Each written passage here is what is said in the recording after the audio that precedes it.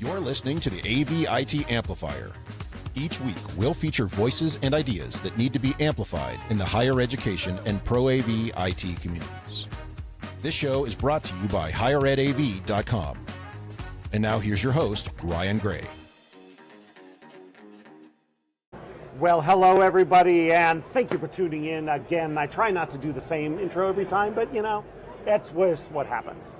So, thank you for tuning into the AV-IT Amplifier, and as always, if it is Wednesday, you can refresh your feed for new content, and today is no exception. We are back for week 2 with my friend, and now your friend, Jordan Scales. Jordan, would you please remind everybody who you are and what you do?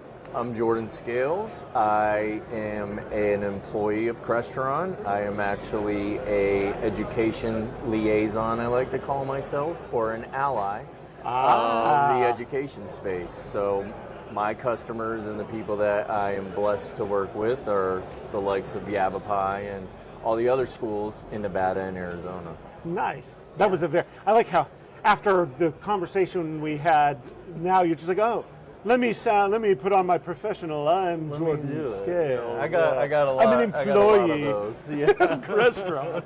Nice. That's the thing I turn on when I'm at corporate. Yeah, exactly. Right. I know how to. Yeah. Yeah. Well, we all same thing for us. We hire up. We're at these things. We're like, yeah, we're having fun. And we go to school and we're like, yes, we can sit with PhDs and talk them down and do that. We all have to have our different roles. A little bit. So we could dive into that there too. That's very interesting. Okay. You said ally, which I like. So are you now considering changing the A+ branding to Education Ally program? Ooh, I like that. There you go. I like that. If you do it, tell them, and then I get cut in for 10%. I get got you. 1% of all the points that everybody earns in that. There you go. Just kidding. Okay. We'll give you a block of points. All right, for the so school. I have my regular slate of questions, but I've got a hard-hitting journalistic one to start with, and don't you dodge this one. Okay. What is the new DMPS and when is it coming out? Go.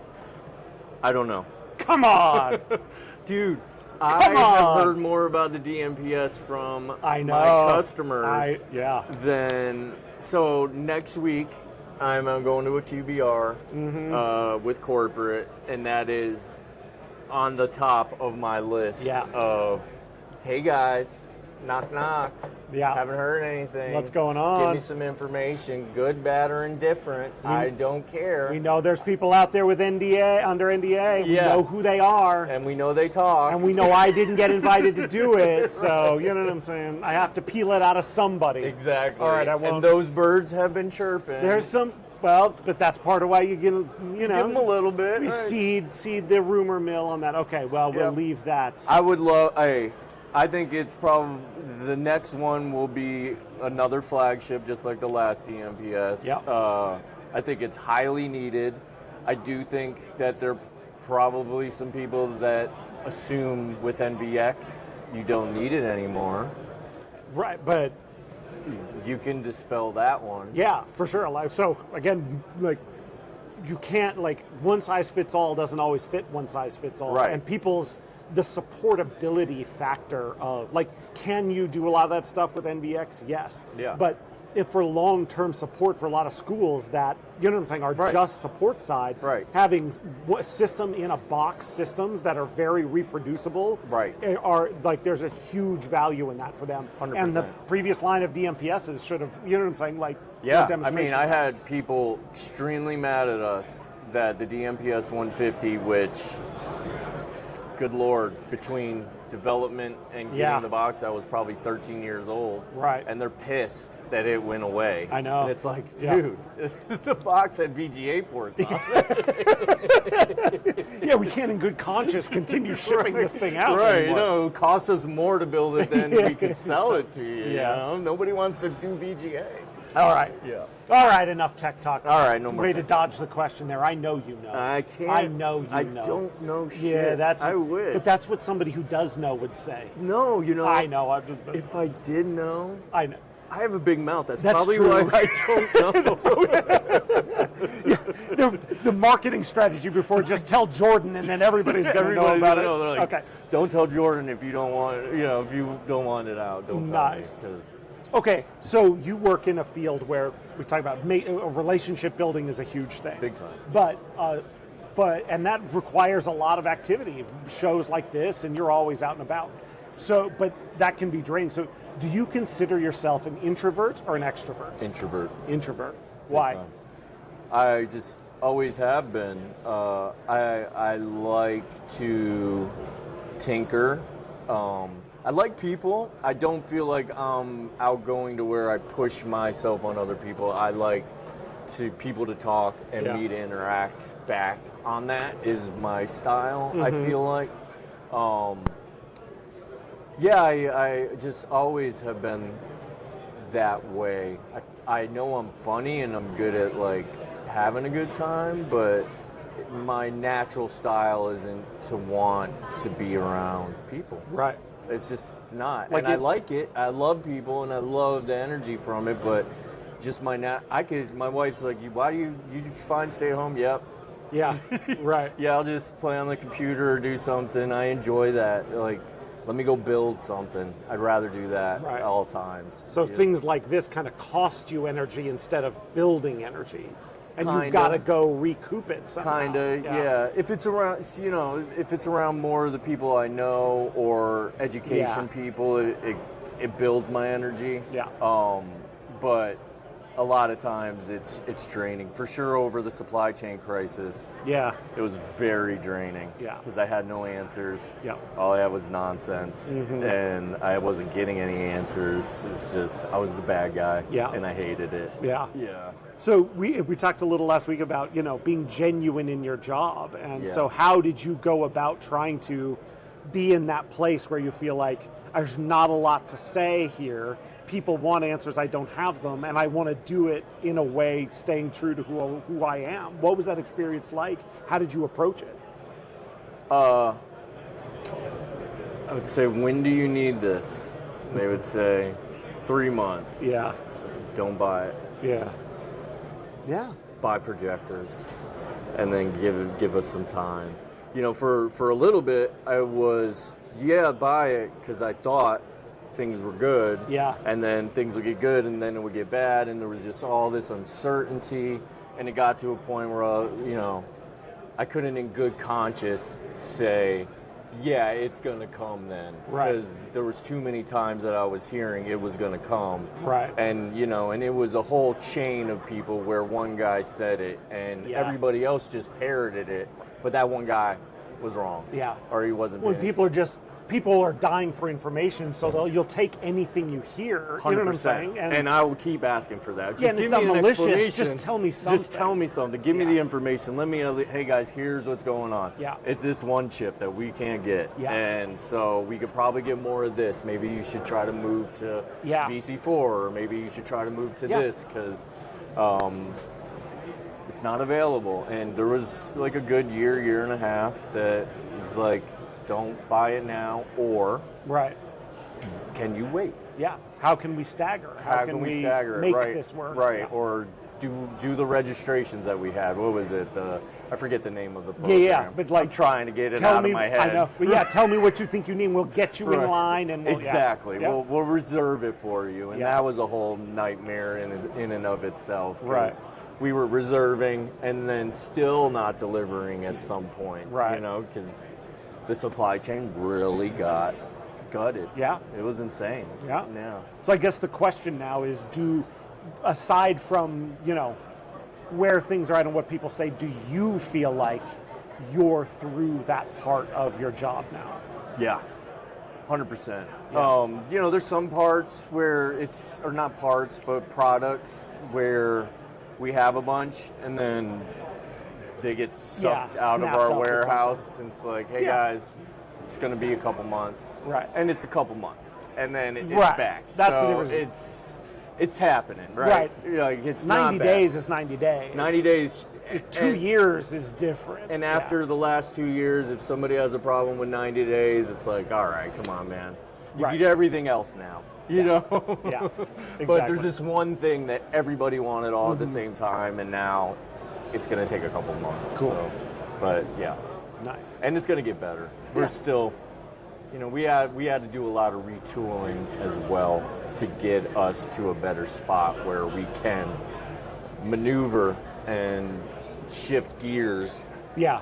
If another one of these things Be flexible or nimble. And have exactly. Those sorts of things. Right. Well, that's part of, like I said, nothing makes it more clear that end users are just as dependent on manufacturers as the other way around as when 100%. you can't get something. You Well, know? and there's one thing that is for sure. A lot of schools just went elsewhere and might not have got the best products. Yep. And they might be buying new stuff.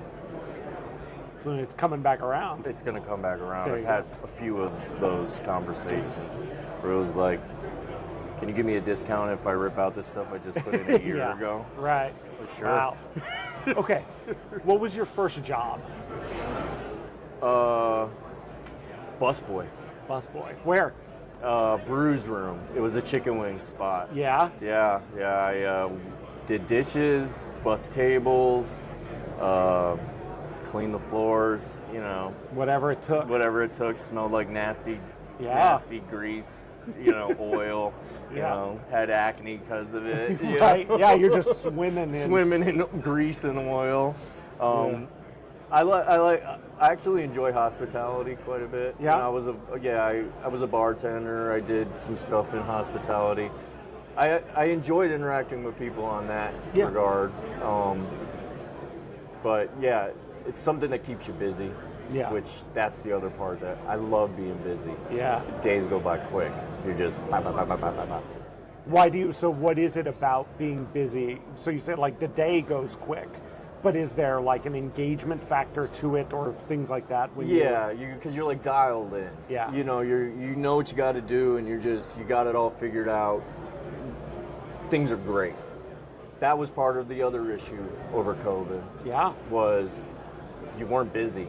Right. And you were constantly having to figure out new ways to be busy. Mm-hmm. And it kind of created like weird psychosis, you know, where you're like, I'm just in my house spinning in circles, right. You know, trying to communicate to people, and they're all going crazy too. Yeah. We're all going crazy, you know, in our own little world, and there's nothing to do. And people in our world are used to working on campus every day, and you're just putting your hands on things, and now nothing. And now nothing. Right. So what was like?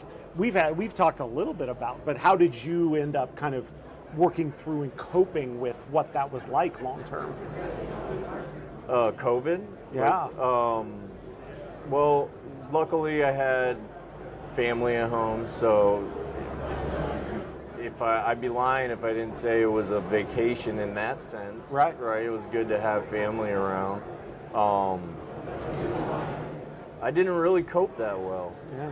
You know, it was hard. Yeah. It was hard. Like, I did not enjoy my job one bit. Yeah. Like, and I would say it to my wife all the time, I do not like this. Yeah. But she'd say, well, what would you like? Well, good point. Yeah, exactly. I don't, like, right now it just sucks. Yeah. You know, we weren't able to sell stuff. We weren't able to talk about stuff. There wasn't new technology. It was just nothing but problems. You didn't know. There was so much uncertainty. Yeah. It just sucked. Yeah. Yeah. Feels good for it to be over, great. doesn't it? Yeah, it's awesome. So that brings up a little bit of that sort of like day in and day out gratitude for things. Like sometimes you have to have it taken away to understand it. That now I even have that perspective. Yeah, just to remember like, we're building a cool thing that we like. Yes. Yeah, we're working hard on it and it's a lot of work to do, but at least we're moving sitting at forward. home trying to figure out how to teach on Zoom. You know? Exactly. Yeah, no, we're moving forward. Like, you have purpose. If you don't have purpose, you're going to be miserable. Yeah. You know, like, that's just, you can see it in so many different realms of humanity. Yeah. Without purpose, you fall apart. Yeah. You know, that's key. Yeah. Yeah. So one of the things that you said last time, and this is fun because I don't have my normal set of questions in front of me, so I'm thinking off of one. The cuff? Well, no, but I've done them so many times, I kind of know them, but then I'm just like, oh no, I meant to ask him this. So you talked in the last episode, and you used the word having good energy. When you're out, you know what I'm saying, and building relationships would be about having good energy, and you've used that sort of, that I'm big into energy. Yeah, what does that mean to you? What is good energy? What does it feel like?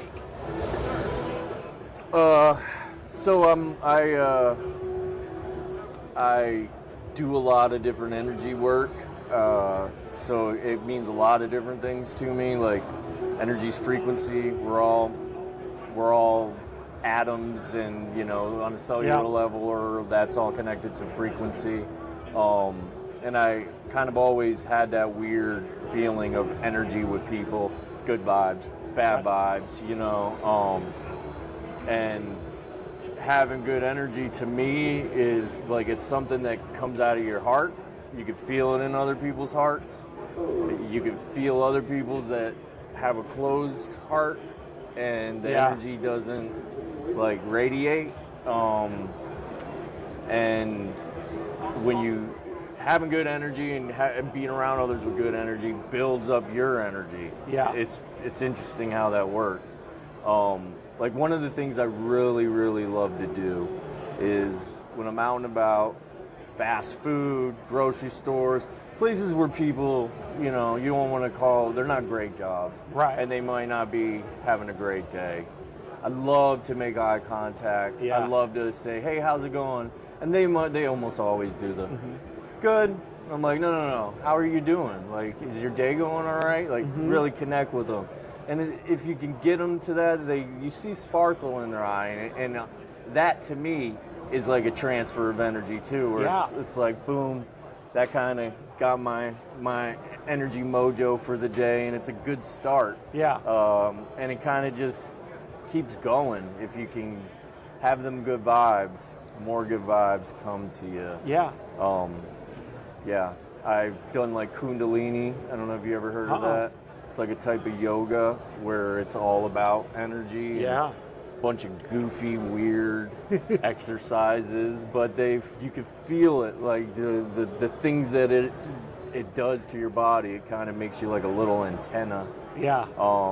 And that was kind of one of the first things that showed me, oh, there's something to vibes, and if you got good vibes, other people can feel it whether or not they understand what I'm thinking, right? And you can't fake it, right? It's just something that's got to be there. Like when I talk about opening your heart, like you got to feel it in your heart. Yeah. You can't just be like, oh, open my heart. Like, no, you got to have a good heart. Right. It does. Yeah. It has to be genuine. We're back to funny. We came right back to that same word, but no, you're totally right about that. Yeah. Like when I was thinking about this interview, I was like, Jordan, one of the things I would think about is you seem like someone who's very mindful about things. I try to. And so that explanation, I've never heard you talk about it like that before. That was awesome, which is like, this is what that feels like. This is how you think and activate through that, which everybody's going through, sensing those things and trying to put words to them that it sounds like you've got this sort of not just language, but self-understanding that helps you perceive and move through the world with people. Yeah, I feel weird talking about it because I'm like, man, people might think I'm crazy. Well, you're on the right show. Nobody listens anyway. Okay, good.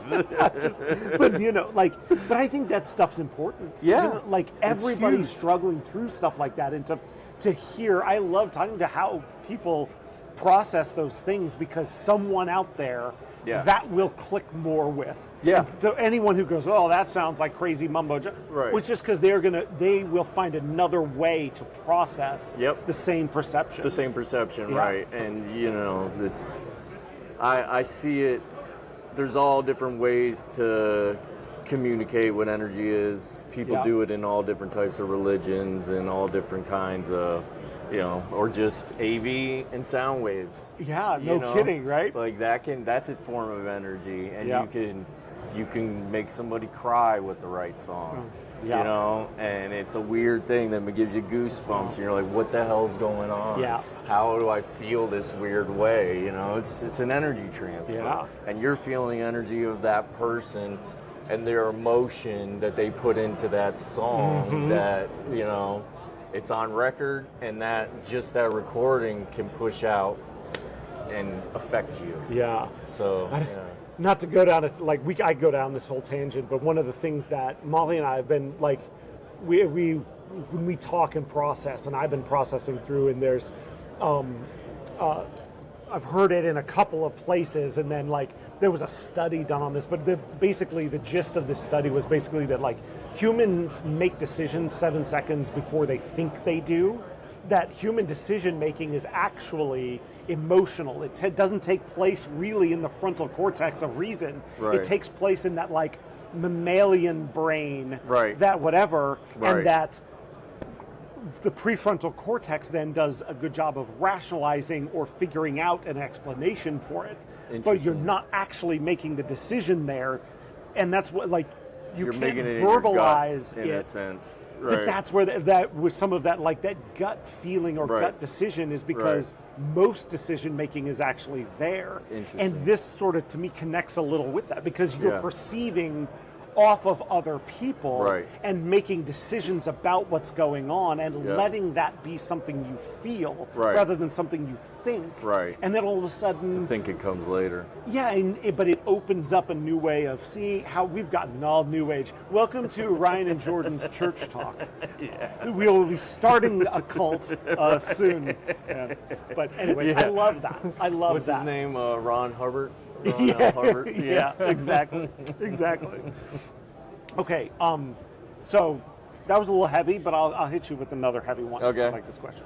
Do you think people are generally good with a proclivity for evil, or generally evil with a proclivity for good?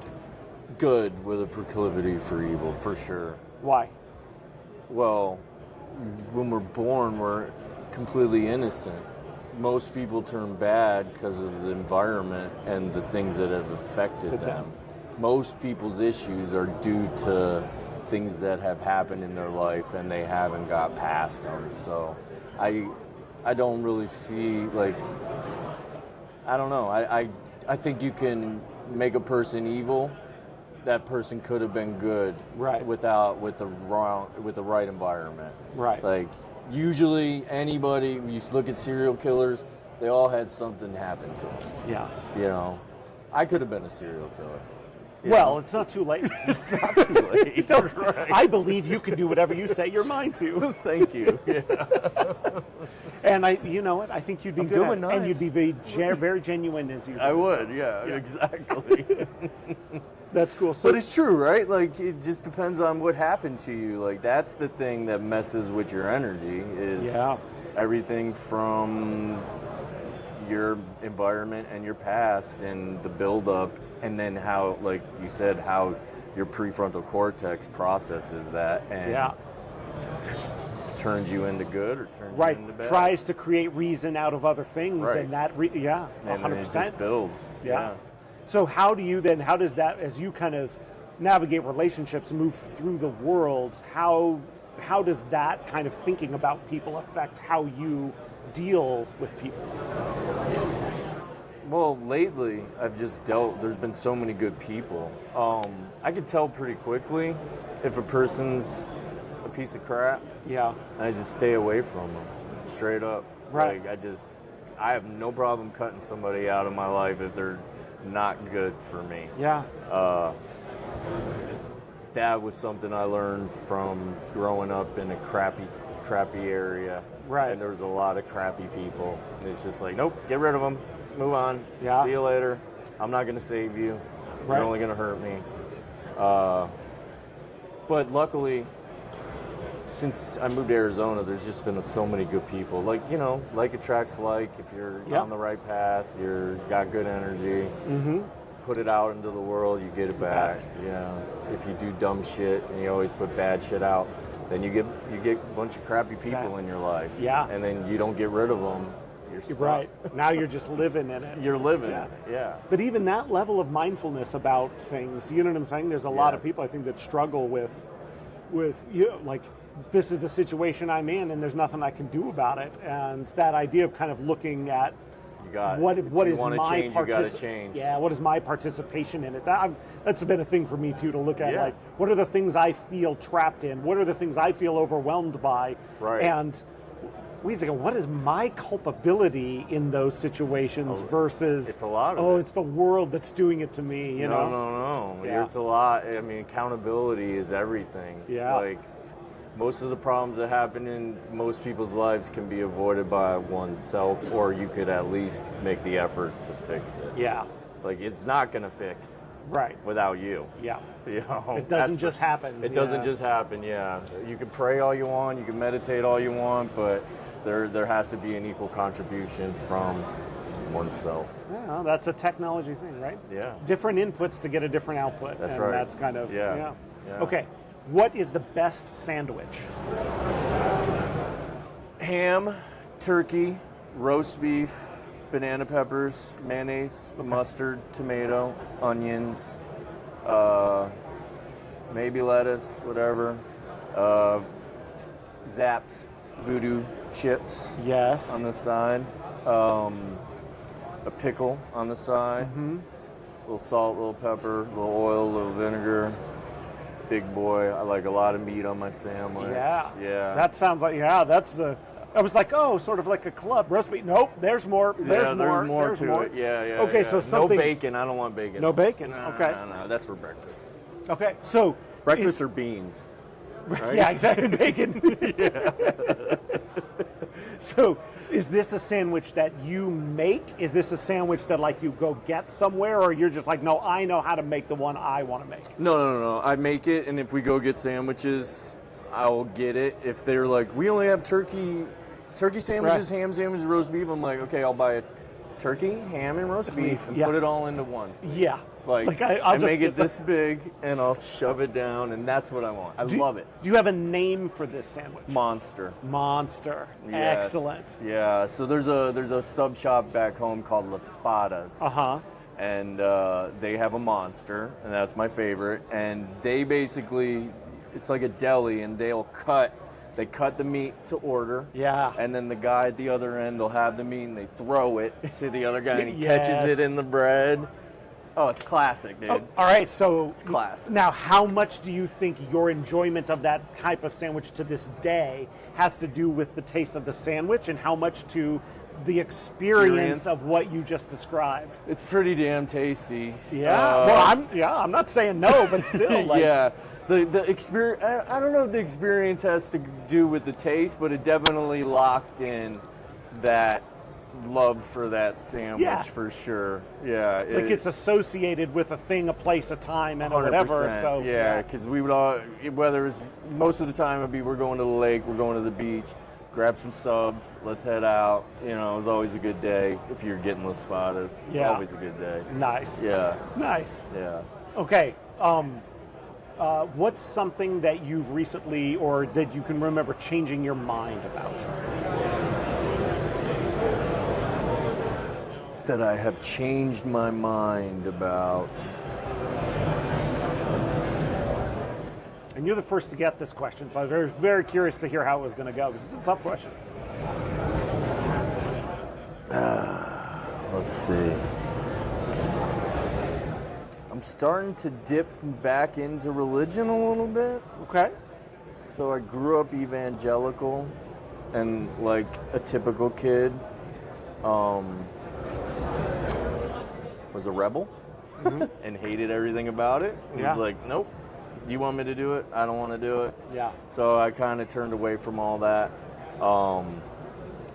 Not like I was this giant heathen either, but I just never liked church. I still don't really like church, Right. but I got in a bad car accident, and I heard some things during the car accident, which is very weird. And it kind of just started having dreams and weird stuff. And it just kind of got me more into the concept of Jesus. And it changed my mind about how that all works to an extent. You know, I'm not a holy roller in the full regard, but I have like a newfound, okay, there's something to this. Like, I gotta pay attention. Well, thank you for sharing that. That's really cool. I think as someone who also, grew up, in church and highly involved, that sort of the distinction you draw, where you're like, there's something going on here, and I want to look at and explore it, but I don't like church. Yes. And separating kind of the human structures built around it from the thing. Right. And right. then Like I want more of like just a one-to-one relationship, not the religion kind of thing. Like I want to explore it on my own path. Yeah. It's kind of, and let me do it my way. Yeah. It's got me to where, hey, got me back, Grandma. Got me back. All the prayers, all the prayers she does. I don't know. It just, there's more to it. There's definitely more to it. I heard a voice in that accident, and it woke me up from drowning. Yeah. So, it's interesting. That's awesome. Yeah. Well, that's something for us to say. You know what I'm saying? We'll have to. We haven't heard that.